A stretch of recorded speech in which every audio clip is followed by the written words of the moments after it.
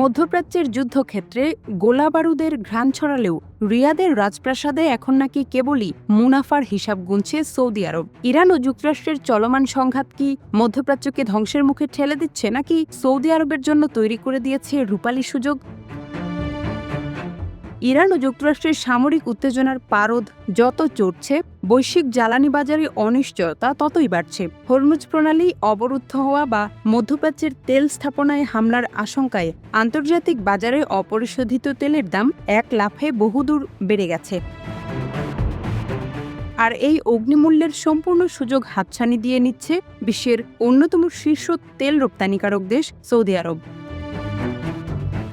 আন্তর্জাতিক তেল বাজার ও অর্থনৈতিক বিশ্লেষক সাইমন ওয়াটকিন্স এবং এনার্জি ইন্টেলিজেন্সের জ্বালানি গবেষকদের মতে, মধ্যপ্রাচ্যের এই ভূরাজনৈতিক সংকটে অন্য দেশগুলো যখন চরম নিরাপত্তাহীনতায় ভুগছে, তখন সৌদি আরামকো তাদের দৈনিক তেল উৎপাদন বাড়িয়ে এবং চড়া দামে তেল বিক্রি করে প্রতিদিন কোটি কোটি ডলার বাড়তি আয় করছে।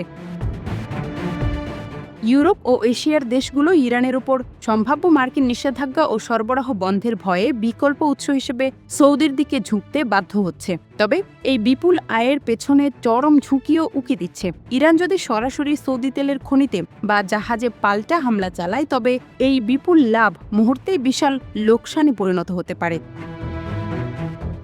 সংঘাত দীর্ঘায়িত হলে বৈশ্বিক মন্দা দেখা দিতে পারে, যা দীর্ঘমেয়াদে তেলের সার্বিক চাহিদা কমিয়ে দেবে। তবুও বর্তমান হিসাব বলছে, ইরান আমেরিকার এই যুদ্ধের আগুনে বিশ্ব অর্থনীতির হাত পড়লেও সৌদি আরব সেখানে কেবলই মুনাফা কুড়াচ্ছে।